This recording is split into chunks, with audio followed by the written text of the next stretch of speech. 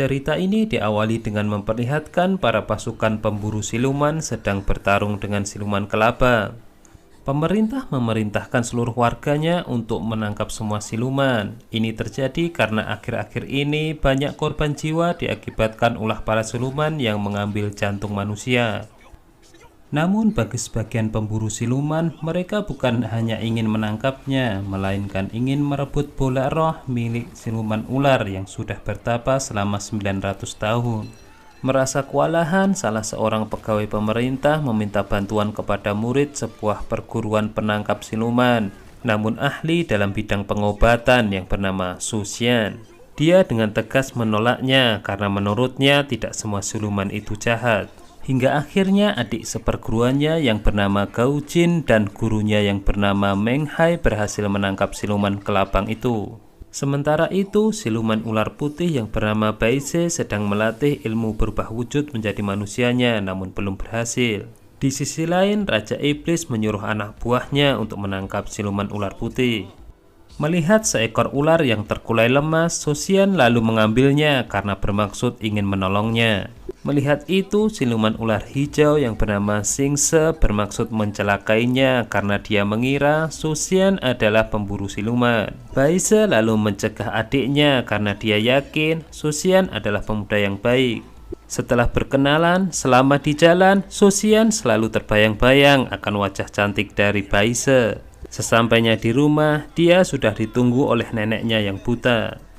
Baise mengingatkan adiknya bahwa pasukan penangkap siluman menghasut pemerintah untuk menangkap semua siluman, jadi posisi mereka dalam bahaya.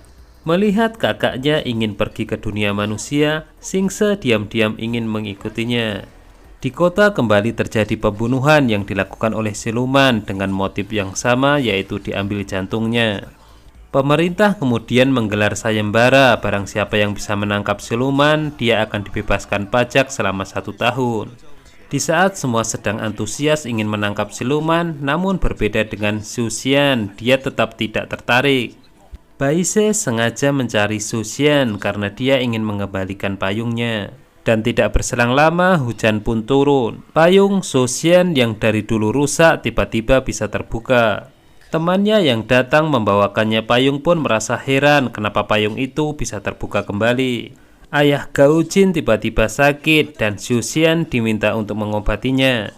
Namun di dalam prosesnya dia merasa gugup dan tidak yakin, dan kemudian Baise membantunya. Dia sendiri pun masih tidak percaya kalau ayah Gao Jin tiba-tiba sembuh. Sebagai ungkapan rasa terima kasih, Gao Jin lalu mengundang Susian dan Baise untuk jamuan makan malam di rumahnya. Saat sedang melewati pasar, Baise sangat merasa simpati karena banyak teman-temannya siluman yang ditangkap oleh pemerintah. Susian merasa bingung saat Baise memberitahu bahwa dirinya sedang mencari 2 herbal, yaitu pendingin dan penghangat. Sementara itu, malam harinya mereka pun menghadiri jamuan makan malam dari keluarga Gao Jin. Baise tiba-tiba merasa tidak nyaman karena pemburu siluman Meng Hai juga diundang. Di situ, Susian dan Baise juga dijodohkan. Sebagai perayaan, Baise lalu disuruh untuk meminum anggur. Mengetahui Baise adalah siluman ular putih, Meng Hai lalu menyodorkan minuman lagi. Tak tahan terus disindir, Baise lalu merasa tertantang untuk meminum anggur itu. Namun saat dia ingin meminumnya, tiba-tiba Singse datang dan menghancurkan gelasnya. Melihat itu tentu saja Meng Hai tidak tinggal diam, dia lalu mengejar Singse dan menjatuhkannya.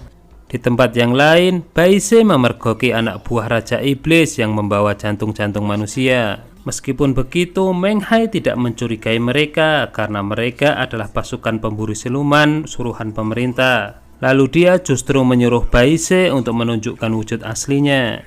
Mendengar itu, Susian merasa tidak terima karena Baise adalah siluman yang baik. Sebab itulah dia menolak untuk diajak bergabung Meng Hai. Keesokan harinya, Susian merasa terkejut karena neneknya bisa melihat. Dia lalu diingatkan oleh neneknya bahwa payung itu akan terbuka apabila dia sudah menemukan cinta sejatinya. Dia pun merasa malu, lalu buru-buru mengajak Baise pergi jalan-jalan ke Taman Bunga Persik. Setelah saling bercerita, di situ mereka saling merasa cocok. Susian merasa malu untuk mengungkapkan perasaannya. Hingga akhirnya tanpa mereka sadari, mereka pun saling jatuh cinta. Kini Susian menyadari bahwa kekasihnya itu adalah seorang siluman. Namun dia merasa tidak peduli meskipun teman-temannya juga datang untuk memberitahunya. Di saat itu juga tiba-tiba anak buah Raja Iblis datang untuk menangkap Baise. Tidak ingin melukai orang lain, Baise justru ditusuk oleh anak buah Raja Iblis itu. Hingga akhirnya dia terpaksa berubah wujud menjadi seekor ular putih raksasa. Ini ia lakukan karena ingin menolong kekasihnya yaitu Susian yang jatuh ke jurang.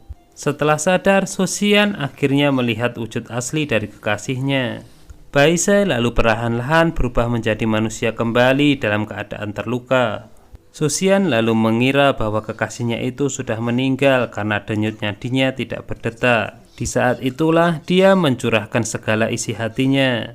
Namun ternyata Baise hanya pingsan hingga membuat Susian menjadi malu. Mereka lalu melanjutkan pelarian dari para pemburu siluman. Dengan mengaku suami istri, mereka pun dibantu tukang rakit untuk menyeberangi sungai.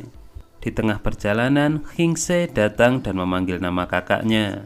Saat keluar, mereka pun sangat terkejut dan tidak menyadari bahwa tukang rakit itu adalah Meng Hai. Dia lalu menyuruh Susian untuk meninggalkan Baise karena kisah cinta mereka melawan takdir. Merasa nasihatnya tidak didengar, Meng Hai lalu bertarung dengan kedua siluman ular itu. Karena ilmunya yang sangat tinggi, Meng Hai berhasil melumpuhkan kedua siluman ular itu. Susian lalu memohon kepadanya untuk melepaskan Baise dan adiknya. Sebagai gantinya, dia bersedia menjadi muridnya dan akan bersama-sama membasmi siluman. Mendengar itu, Baise sangat sedih karena harus berpisah dengan kekasihnya. Susian terpaksa membohongi perasaannya bahwa dia tidak mencintai kekasihnya lagi. Meng Hai akhirnya menuruti keinginan Susian dan membebaskan Baise dan adiknya. Gao Jin menyayangkan keputusan gurunya yang melepaskan siluman ular dan justru mengangkat Susian sebagai muridnya. Merasa tidak senang, dia lalu menyuruh Susian menghormatinya sebagai kakak senior. Raja Iblis pun merasa murka karena anak buahnya tidak ada yang mengetahui di mana siluman ular putih berada. Baise semakin terpesona dengan Susian karena dia rela mempertaruhkan nyawanya demi dirinya. Jadi kini dia merasa bahwa sudah menemukan kehangatan. Di klinik, Susian diledek teman-temannya karena dia jatuh cinta kepada siluman ular. Gao Jin lalu membela temannya itu dan sepakat bahwa tidak semua siluman itu jahat. Dan tiba-tiba anak buah Raja Iblis datang karena ingin mencari siluman ular putih. Pertempuran tidak terelakkan lagi hingga membunuh sebagian besar teman dari Susian. Merasa dalam bahaya, Susian lalu menyuruh Gao Jin membawakan payung ke Gunung Ular. Pegawai pemerintah juga tidak bisa berbuat apa-apa karena pasukan pemburu siluman juga utusan pemerintah. Setelah sadar, Susian diberitahu temannya bahwa Gao Jin adalah seorang pengkhianat. Dia bergabung dengan pasukan pemburu siluman karena ingin mendapatkan kekuasaan. Gao Jin bersama pasukan pemburu siluman mendatangi Pulau Ular dan bermaksud memberikan payung itu. Tanpa merasa curiga, Baise lalu mengambil payung itu, namun ternyata dia ditusuk oleh Gao Jin. Akhirnya Susian datang untuk menyelamatkan kekasihnya itu. Menyadari nyawa mereka dalam bahaya, Baise lalu memberikan bola roh kepada Susian. Agar selamat dari kejaran Raja Iblis, Baise lalu melemparkan kekasihnya itu ke tempat yang jauh. Melihat itu, Hingse merasa sedih karena tanpa bola roh kakaknya akan mati. Hingse lalu menawarkan dirinya untuk membawa kembali bola roh itu asal dirinya dibebaskan. Raja Iblis pun menyetujuinya namun dengan jaminan. Namun tak berselang lama dia justru kembali namun dengan membawa tombak pemecah jiwa. Betapa sedihnya dia karena kakaknya menolak untuk diselamatkan. Baise menyuruh Hingse untuk mendatangi Susian di Taman Bunga Persik. Hingse ternyata memberikan jantungnya sebagai jaminan kepada Raja Iblis. Melihat itu, Susian lalu melanggar janjinya dan bergabung dengan Hingse untuk menyelamatkan kekasihnya. Namun sebelum itu dia mengambil jantungnya sendiri agar tidak diambil Raja Iblis. Mengetahui Gao Jin berkhianat, Meng Hai diam-diam membantu mereka. Di saat itulah penyamaran pasukan pemburu siluman terungkap. Mereka dirasuki Raja Iblis yang menginginkan bola roh yang berusia 900 tahun yang dimiliki siluman ular putih. Susian lalu mengembalikan bola roh milik Baise yang membuatnya berubah menjadi wujud aslinya, yaitu ular putih raksasa. Di saat ular putih itu sedang bertarung dengan Raja Iblis, Meng Hai mencoba menolong Susian. Sementara itu, di luar dugaan, Raja Iblis berhasil mengambil bola roh milik Baise. Namun saat bola roh itu hampir terhisap sempurna, tiba-tiba Susian menusuk Raja Iblis dari belakang dengan menggunakan tombak pemecah jiwa. Raja Iblis pun akhirnya takluk dan Susian akhirnya meninggal. Pegawai pemerintah yang selama ini berpura-pura penakut adalah jelmaan dari Xing Yue dari Gunung Eme. Dia adalah penangkap siluman yang paling hebat.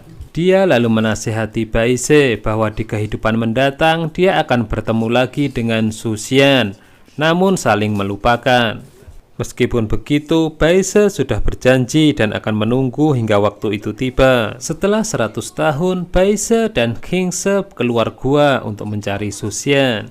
Sesampainya di klinik, mereka mendapati bahwa pemiliknya sudah berubah. Awalnya mereka sedih, namun pemilik klinik itu lalu memberitahu bahwa dirinya mempunyai pegawai yang tampan, dan mereka pun lalu tersenyum. Itu dia alur cerita singkat film Whitesnake 2021. Jangan ketinggalan dengan alur cerita film yang lain hanya di Mail Channel ya. Terima kasih.